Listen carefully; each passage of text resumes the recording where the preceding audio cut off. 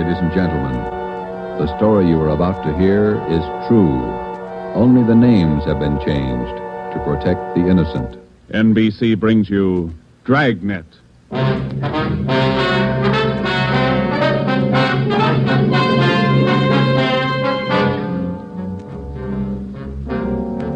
You're a detective sergeant.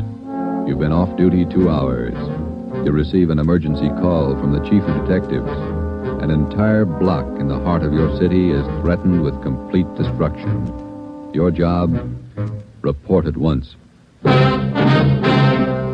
Dragnet, the documented drama of an actual crime, investigated and solved by the men who unrelentingly stand watch on the security of your home, your family, and your life. For the next 30 minutes, in cooperation with the Los Angeles Police Department, you will travel step by step on the side of the law through an actual case from official police files. From beginning to end, from crime to punishment, Dragnet is the story of your police force in action.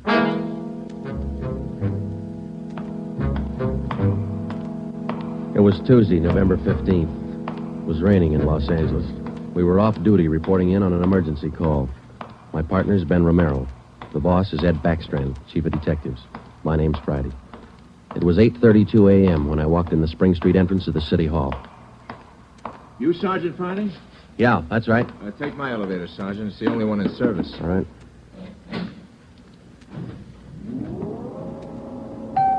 I'll run you up to 16.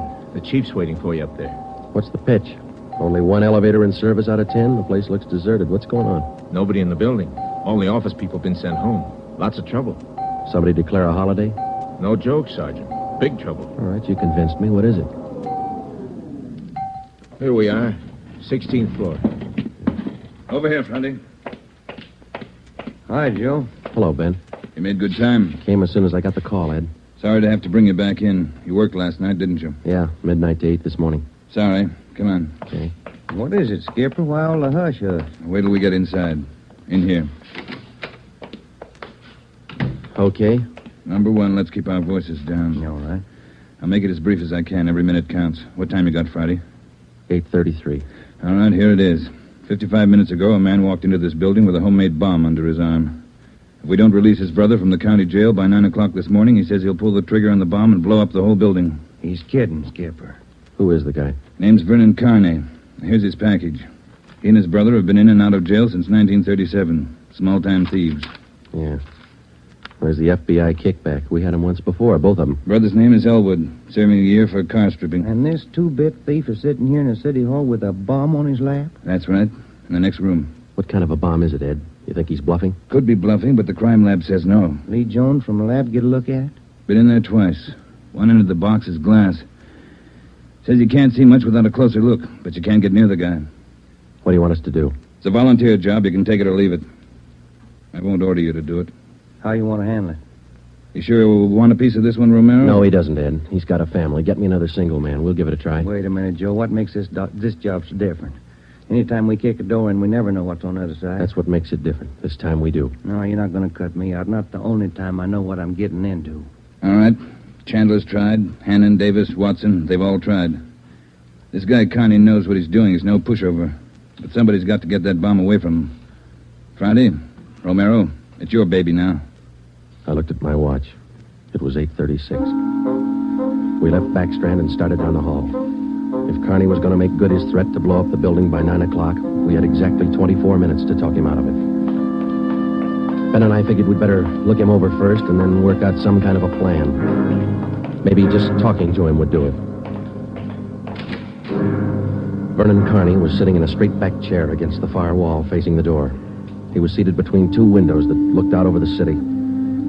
Along the left wall was a row of 6 wooden chairs. In the center of the right wall was a connecting door leading to the office where Backstrand had briefed us. The door was locked on both sides. Just off-center and favoring the left of the room was a small filing table. The other furniture in the office was a desk just forward of the connecting door on the right. There was a dictaphone on the desk. In the near left corner, shielded by a white screen, was a small wash basin. The faucet leaked.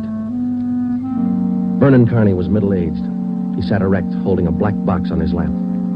He held his right hand inside one end of the box. Ben and I stood there for a minute and looked at him. Then we walked in the room. What do you say to a man with a bomb? That's close enough. Cigarette, Carney? I'm not smoking right now. What are you trying to prove? You know what I want? We're not going to let your brother out of jail. You got until 9 o'clock to change your mind. According to that clock on the wall, you got 24 minutes. If we go, you're going with us, Carney. Don't take much of a brain to figure that, copper. What made you think you could get away with this? Haven't yet. It ain't 9 o'clock. Unless that clock's slow. Haven't checked it against my pocket watch lately. That's the one that's running this show. Have you given any thought to all the innocent people that are going to go up with that thing of yours there? My brother's innocent. I want him out of jail. The court says he's guilty. He'll get out when he serves his time. That's where you're wrong, copper. He gets out at 9 o'clock this morning. All right, come on, Carney. Get your hand out of that box. Put the box on the table. You think I'm bluffing, don't you? I'm going to let you get within 5 feet before I make a liar out of you. Okay, Carney. I guess you mean business. You can take 3 more steps and find out for sure. Suppose we did let your brother out. We'd just come out and pick him up again, you along with him? If you could find us. Let's get this straight. If we let your brother Elwood out, how do we know you're going to keep your promise? What promise? I ain't made any promises. You just get Elwood down here first, and then we'll talk about it. There's only one thing I can't figure, Carney. Yeah, what's that? If we don't let your brother out, you say you'll pull the trigger on that bomb. You're going to kill a lot of innocent people.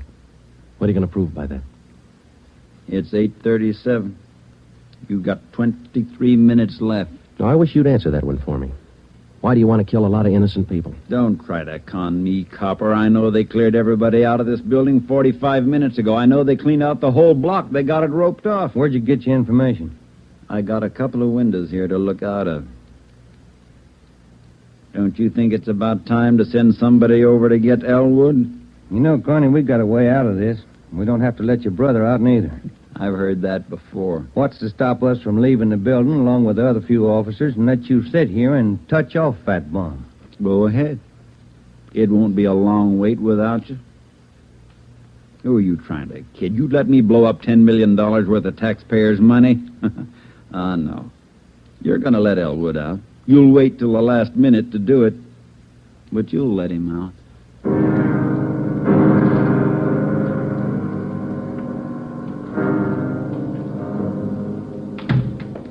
Ed, I'm still not convinced Carney can back up what he says. Then why didn't you take the box away from him? Yeah. We're in a spot, let's face it. How about an eye for an eye, Skipper? What do you mean? If he pulls the trigger on that machine, he kills us. How about us getting him first? All right, Romero. How are you going to handle it? Well, I'm not top man on the pistol range, but I could wing him. And then he hands the box to you? Or maybe he falls and his reflex action pulls the trigger. Okay, I don't wing him. I stop him for keeps. You just can't walk in there and shoot him down. Why not? You do the same thing with an armed criminal. Yeah, but you warn him first. I'll warn him. Yeah, and after you shoot him, you find out it's a harmless gadget. Couldn't have gone off in a million years. No, a gun's not the answer. We can't shoot him until we're positive. We'll be positive by 9 o'clock, and there might not be anybody around to shoot him. We've located Carney's apartment. There's a detail out there checking it now. Pacelli and Morris. Ed, have you got any ideas at all? Anything we could try? That's why I called you in. None of us have gotten any further than you did just now. There's just one thing I want to know for sure. Yeah, Friday. Is it or isn't it? We all want to know. Either way, we've got to get that box away from him. Backstrand. Yeah. You did? Yeah. No, stay out there till I call you. All right, here's half the answer. That was Pacelli. They found 28 sticks of dynamite in Carney's apartment. We knew Carney wasn't kidding now. We could see into the bomb through that glass window in one end. It looked like dynamite inside, and there was dynamite in Carney's room. We didn't know if he had the nerve to pull the trigger. We didn't know if it would go off when he did. But with only minutes remaining, nobody wanted to take the chance. From here on in, all of us agreed that Vernon Carney sat in the next room, holding in his 2 hands a force powerful enough to destroy us all. We had to get that box away from him, and to get that box, we had to have a plan. I looked at my watch. It was 8:40. 20 minutes till 9 o'clock. How do we get it away from him? I got an idea. It might work. Let's have it. Carney's sitting against the far wall between 2 windows. They're both open. Yeah, that's right. All right, if we could get a man through one of those windows, we might get Carney from behind. How are you going to get him? Whoever gets through the window could slug him. What do you do then? Somebody grabs the box. The crime lab can tell us what to do with it. How do we get a man through one of those windows? We're on the 16th floor. Well, there's some kind of a ledge that runs around the building on each story. Wide enough for a man to walk on? And let's take a look. All right. Looks pretty narrow, Joe. That's a good 18 inches. Could be done. Oh, too risky. It's raining out. That ledge is slippery. Strong wind out there, Joe. Tear a man right off the building. Yeah, I guess you're right. Well, there's still a way. How about a ladder? 16 floors, Skipper. There might be a way. The fire department would know that. I'll get Battalion Chief Erickson. Is Lee Jones in the building? No, he's over in the crime lab. I'll get him up here, too. I don't know, Friday. Maybe it'll work. It's got to, Ed. All right, now look. It's going to take a couple of minutes to set this up. We've got to know what Carney's doing every second of that time. Well, how about the dictaphone in there on the desk? Good. Get it on without him seeing you. We'll try. The dictaphone in there is connected to this one in here. This room is 1614. You got that? Yeah. All right, push down key 1614 on that machine in there and leave it down. Get the receiver off the hook and leave it off. Leave the receiver off. That's right. You know, if it isn't off the hook, we won't be able to hear a thing in here. All right. Come on, Ben. This is Backstrand. Give me Chief Erickson. Where's my brother? Still in his cell? You coppers are long on talk, but short on time. Yeah, we know. I'm telling you. For your own good, you'd better get Elwood over here. Carney, I'll bet if we get your brother on the phone here, he'll tell you he doesn't want any part of this. You mean Elwood don't want out? Since when? Sure he wants out, but not your way. He's only got a year to serve. Why don't you leave him alone? I told him I'd get him out. He didn't think I could do it. But I'm doing it. I'll make you a bet, Carney. Let us get your brother on the phone. He won't walk out of here with you. All right, get him on the pipe. Where you going? The phone's over here. Have to use the dictaphone. Got to get an okay from the chief. Elwood's still a prisoner. What's the matter with the phone? No operators. You know the building's been cleared. Oh, yeah. That's right. Almost forgot. Okay, you can use the dictaphone. This Friday, Ed. Carney wants to talk to his brother. Yeah, I know you'll have to send somebody over. Have them put the call on extension... wait a minute. What's that extension number, Ben? 2351. 2351, Ed. Right. It'll take a minute. Yeah. I'd kind of like to talk to El. Been a couple of months since I seen him. We've always been together, me and El, most of the time. Joe, let's go in and see if we can hurry that call. Good idea, boy. 16 minutes to 9. Hey, cop. Yeah. Forgot to hang up the dictaphone, didn't you?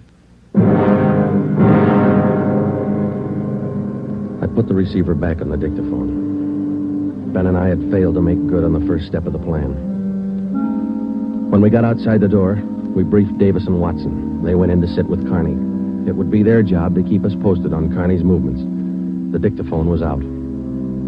We went back into the office next door. Chief Sam Erickson of the fire department and Lieutenant Lee Jones from the crime lab were already there. We told Backstrand what happened. Would have been a help. We haven't got time to cry over it. Carney's wide awake, Skipper. He doesn't miss a thing. Backstrand told us the plan Friday. We can't run a ladder up from the street. Too high, Chief? Best we got is a 100-foot aerial. You figure 12 foot to the story, that'll take you up 96 feet, 8 floors. And we've got the latest equipment. What's the idea you had, Jones? Sam, can you get hold of a pump here in a hurry? Sure, we got a lot of scaling ladders, but you got nothing up there to hook 'em on. You figure on dropping down from the floor above? That's right, and I figure a pump here would do it. Sure it would. You could make it fast to the windowsill up there, but you got a 1.5 foot ledge in the way. No, what you want is a lifeline. You mean lower a man on a rope, Chief? Yeah, Romero. That's the quickest and the quietest. Could you rig it so one of my boys could do it? Sure, Ed. What's the risk? None if you work it right. We'll strap on a life belt. Give the man heavy leather gloves. 2 of my men will lower him down. Pick your lightest man. What do you think, Lee? That's it. What do we do with the bomb when we get it? I figure that box Carney's holding is about a foot square. Here's what I'll do. I'll get you a bucket with a 1.5 foot mouth. It'll be full of water. Yeah? I'll have it right outside the door to that office. When you get that box, place it in the water. We'll get the bucket out of the building as fast as we can. And once we get the bomb underwater, we're in the clear. And I can't promise you that, but it's the safest way to handle it under the circumstances. All right, that's the procedure. Sam, you take care of your end. Right away. I'll get a detail to give me a hand down on the street. We'll have a car ready to take the bomb to a safe area to decommission it. Work as fast as you can. Come on, Sam. It's our baby, Joe. That's right. Which part of it you want, the rope or the bomb? You call it. Fire Chief Erickson says the lightest man on the rope. That's me, Joe. All right, I'll get the bomb out of the building. Okay, that's the routine. But carry this with you. The man that comes down on that rope has one chance to make good. You slug him and make it count because there's no second try. Yeah. And, Joe, when you grab that box, you got to get it away from Carney before he can squeeze the trigger. Then you got to get it down into the street. The elevator. You know how to operate it? That's pretty simple, but I'll double-check with the operator. Better do it right now. Okay. Ed, we better get Carney's brother on the phone for him. He seemed anxious. Might be a pretty good stall. All right, Romero. That's the outside phone. Get the city jail. All right, Skipper. Get going, Friday. Okay.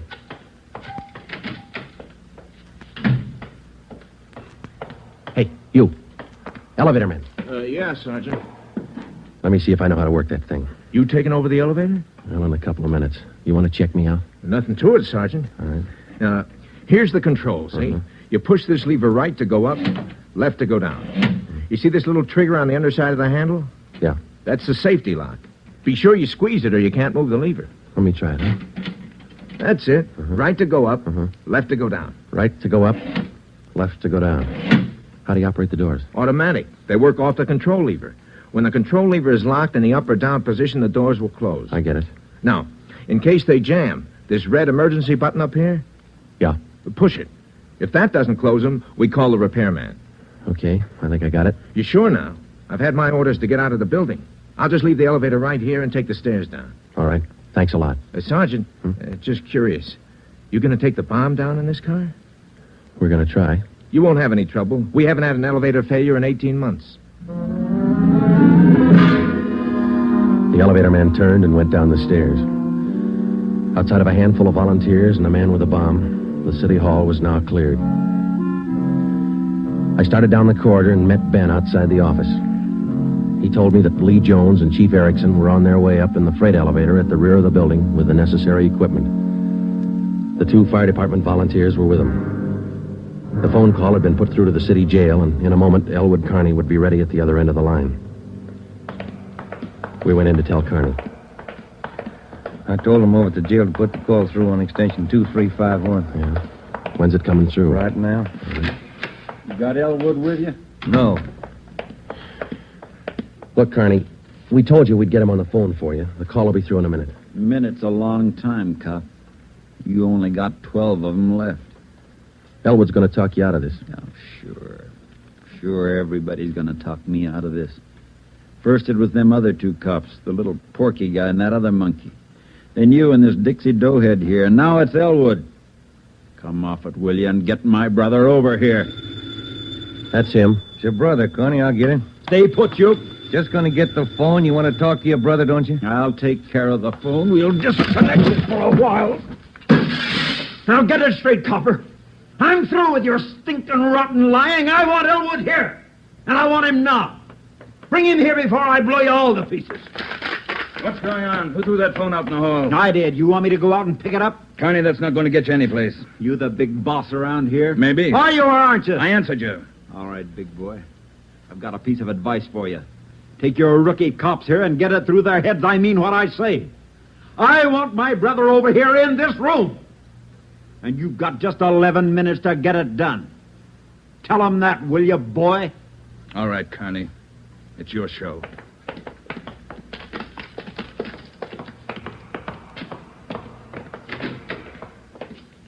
All right, we got to work fast now. Jones, everything set for you? Got the bucket with the water right here. Car's waiting down the street. Right. Erickson, your boys ready? Upstairs, waiting. And we all know what to do. Ed, I got to have somebody to give me a hand with Carney when he falls. I'll be in there with you, Friday. Ready to go upstairs, Chief? Anytime. Oh, one thing you ought to know. What's that? Strong wind coming up. About 20 mile an hour out there right now. That going to louse us up? No, but it's going to increase the sway. Got to allow for it. How you mean? Wind's coming from the south. We'll lower you just to the right of the window. If I figure it correctly, the wind will do the rest. Bigger risk, but we don't control the weather.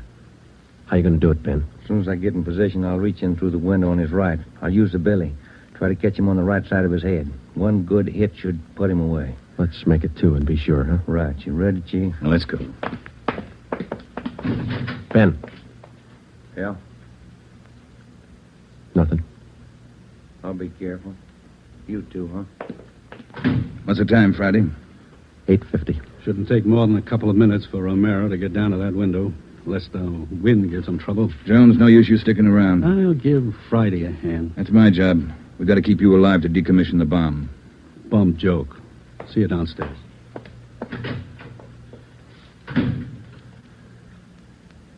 You ready, Ed? Yeah. Scared, Friday? Yeah. That makes us even. Come on. Ed Backstrand and I went into the next room with Vernon Carney. Our job was to keep him occupied until Ben was lowered to the windowsill from the floor above. Ben was going to make a try from the window on Carney's right. Somehow, we had to keep Carney's attention on us and away from that window. If anything went wrong and Carney got out of position, the plan would fail. If Ben was spotted, the plan would fail. If Chief Erickson didn't estimate the force of the wind correctly, the plan would fail. After Ben slugged Carney, my timing had to be perfect. If it wasn't, the plan would fail. I looked at my watch. It was 8 minutes to 9. Carney, anything we can say that'll make you change your mind? I've asked you 100 times. Now I'm ordering you. You're going to get to a phone and have somebody send Elwood over here right now. I'm through waiting. Now move. You ripped out the phone, Carney. Well, find another one. I told you I'm sick of your two-bit stalling. We've got until 9 o'clock to make up our mind about this. You had until 9. But you wouldn't do what I told you. Now I'm cutting you short. You guys have got exactly 1 minute to get a phone in this room where I can hear you call the jail and have them send Elwood over here. You said 9, Carney. All right, Joe. We'll give him what he wants. Davis, unlock the connecting door to this office. I'll get the phone, Ed. Will the cord reach? Yeah. Your brother's a prisoner. He's in our custody and he's under our protection. We can't place his life in jeopardy. Why not leave it up to Al? Here's the phone, Ed. Yeah. Kenworthy, this is Backstrand. We want Elwood Carney over here at City Hall. His brother wants to see him. Explain the situation. If he wants to come, get him over here. Leave it up to him. Room 1614. You'll have to use the freight elevator. And tell him to hurry. Yeah. Tell him to hurry. That's the only smart thing you've done today. Now, why don't you go next door and figure out another angle? We'll wait for Elwood, too. You don't think I'd let you get out now, do you? We're all going to wait right here for my brother. In case he don't show up, you're going to see me pull the plug. Just sit down. Not so close. Right where you are, sit down.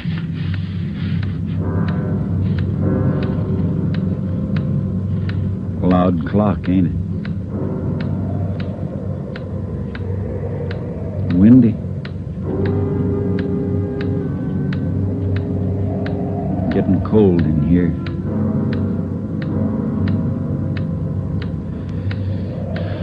Sure a loud clock. Real windy.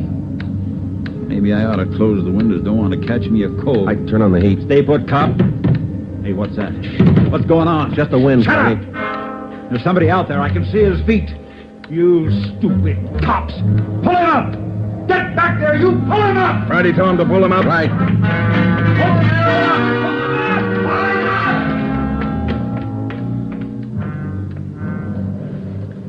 up! All right, Carney. You win. You bet I win, you dumb coppers. You didn't think I'd miss a trick like that? We'll just close these windows, boys. There's one, and lock it.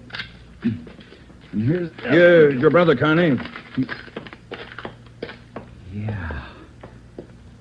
Hi, Al. Hi, Vern. You did it.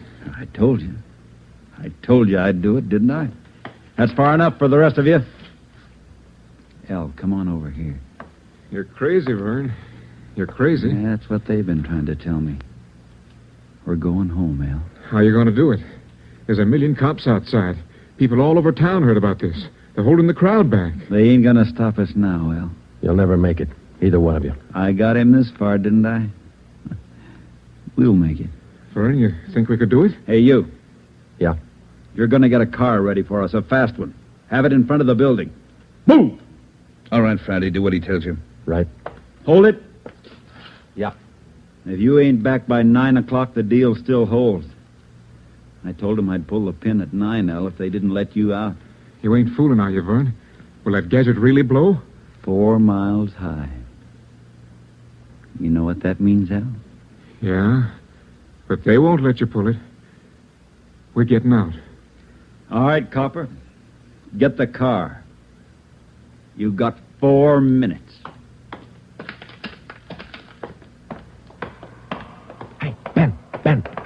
What happened? He spot me? Yeah, there's no time to explain. Now, listen. We gotta work fast. Yeah. We had to bring Carney's brother over from the jail. I don't think he cares if they get out or not. He just wants to use that bomb, and for some crazy reason, he's waiting until 9. How much time we got? Let me look. Less than 4 minutes. How about the ledge? You think you can do it? Strong wind. You'll have to hang on like a fly. I don't know. I can give it a try. Okay. Same plan. Every second counts. Now, I can't brief Ed. He's in the room with the guy. It's up to you and me. I'll get on the ledge from one of these offices. I hope I make it. If you don't, we'll know you tried. Hurry. Hey, Ben, wait a minute. Yeah? I forgot. The windows.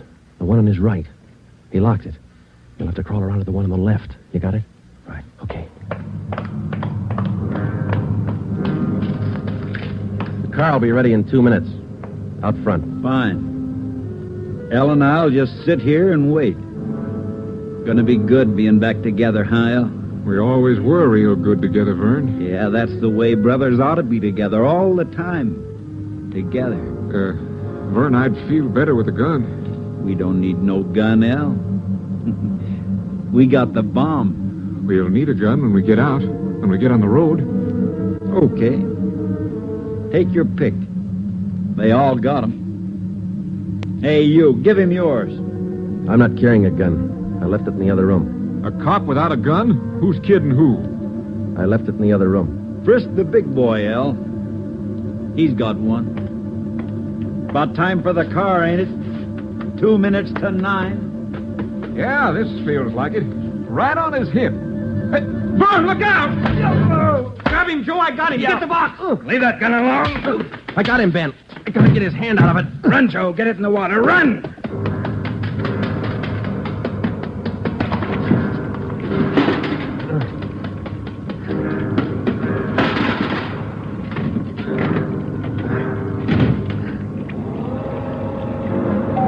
In a fast elevator, 16 floors isn't very much, but I've never shared an elevator with a live bomb.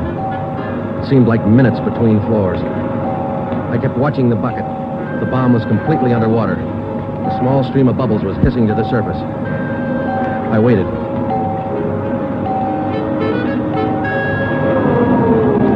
Main floor.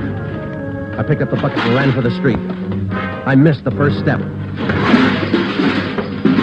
I fell forward. The bucket spun out of my hand. I sprawled flat on the sidewalk. I waited for the explosion.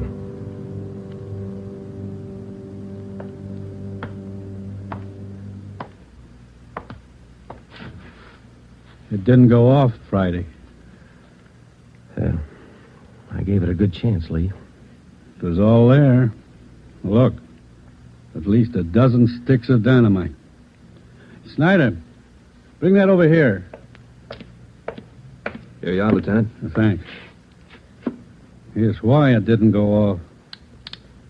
Had it rigged for a hard trigger pull. Would have taken a good yank to set this one off. Yeah. Hi, Joe. Hi, Ben. Clumsy.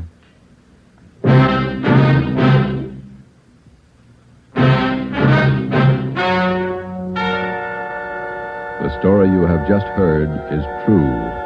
Only the names were changed to protect the innocent. Vernon Carney was examined by 5 different psychiatrists appointed by the Superior Court and was found to be incompetent. He is now confined in the state mental institution for the criminally insane. Elwood Carney is now serving the balance of his sentence with no time off for good behavior. You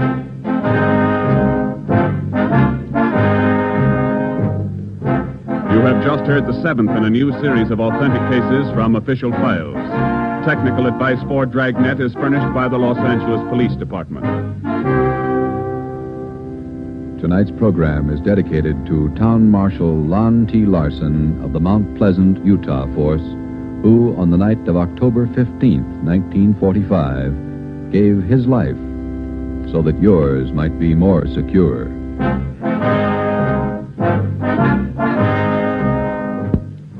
Dragnet came to you from Los Angeles. This is NBC, the national broadcasting company.